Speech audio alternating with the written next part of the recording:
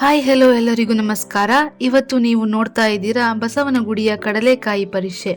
ಪ್ರತಿ ವರ್ಷದಂತೆ ಈ ವರ್ಷವೂ ಕೂಡ ನವೆಂಬರ್ನಲ್ಲಿ ಪಾರಂಪರಿಕ ಕಡಲೆಕಾಯಿ ಪರಿಷೆ ನಡೆಯುತ್ತಿದೆ. ಬಸವನಗುಡಿಯಲ್ಲಿ ಈಗಾಗಲೇ ಹಬ್ಬದ ಸಡಗರ ಮೂಡಿದೆ.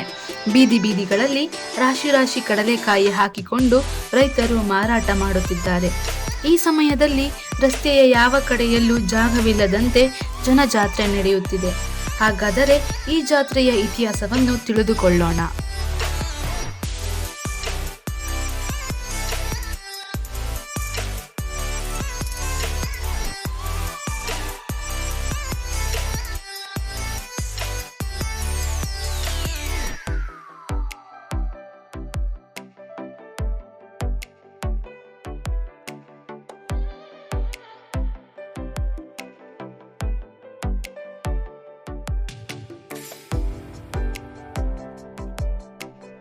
ಸುಮಾರು ವರ್ಷಗಳ ಹಿಂದೆ ಬೆಂಗಳೂರಿನಲ್ಲಿ ಸುಂಕೇನಹಳ್ಳಿ ಎಂಬ ಗ್ರಾಮವಿತ್ತು. ಸುಂಕೇನಹಳ್ಳಿ ಹಾಗೂ ಸುತ್ತಮುತ್ತಲಿನ ಗ್ರಾಮಗಳಾದ ಗವಿಪುರಂ, ಮಾವಳ್ಳಿ ಅಂದರೆ ಈಗಿನ ಲಾಲ್ಬಾಗ್, ದಾಸರಹಳ್ಳಿ ಗ್ರಾಮಗಳಲ್ಲಿ ರೈತರು ಶೇಂಗವನ್ನು ಬೆಳೆಯುತ್ತಿದ್ದರು.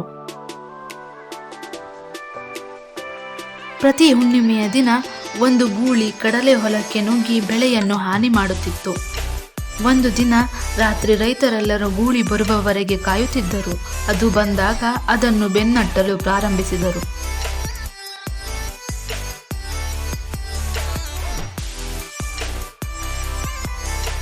ಗೂಳಿಯು ಗುಡ್ಡದ ಮೇಲೆ ಬಹಳ ವೇಗವಾಗಿ ಓಡಿತು. ಗ್ರಾಮಸ್ಥರು ಹಿಂಬಾಲಿಸಿದರು. ಆದರೆ ಅದು ಮೇಲಕ್ಕೆ ತಲುಪಿದ ನಂತರ ಅದು ಕಣ್ಮರೆಯಾಯಿತು.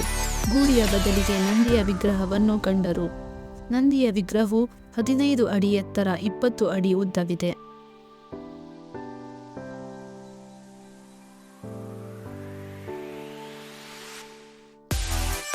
ಅಲ್ಲಿಂದ ಶಿವನ ವಾಹನವಾದ ನಂದಿಯನ್ನು ರೈತರು ಪೂಜಿಸಲು ಪ್ರಾರಂಭಿಸಿದರು. ತಾವು ಮಾಡಿದ ತಪ್ಪಿಗಾಗಿ ಕಡಲೆಕಾಯಿಯನ್ನು ಸುಂಕವಾಗಿ ಕೊಡಲು ಪ್ರಾರಂಭಿಸಿದರು.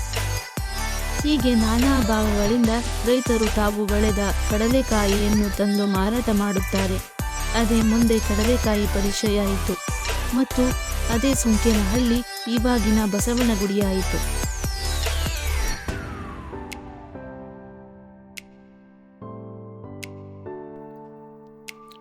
ಬಳಿಕ ಕೆಂಪೇಗೌಡರು ಈಗಿನ ದಕ್ಷಿಣ ಶೈಲಿಯಲ್ಲಿನ ಈಗಿನ ದೇವಸ್ಥಾನ ಕಟ್ಟಿದ ಪ್ರತೀತಿ ಇದೆ. ಜಾತ್ರೆಯಂತೆ ನಡೆಯುವ ಈ ಪರಿಷೆ ಬೆಂಗಳೂರಿನ ಅಚ್ಚುಮೆಚ್ಚಿನ ಕಾರ್ಯಕ್ರಮಗಳಲ್ಲಿ ಒಂದು.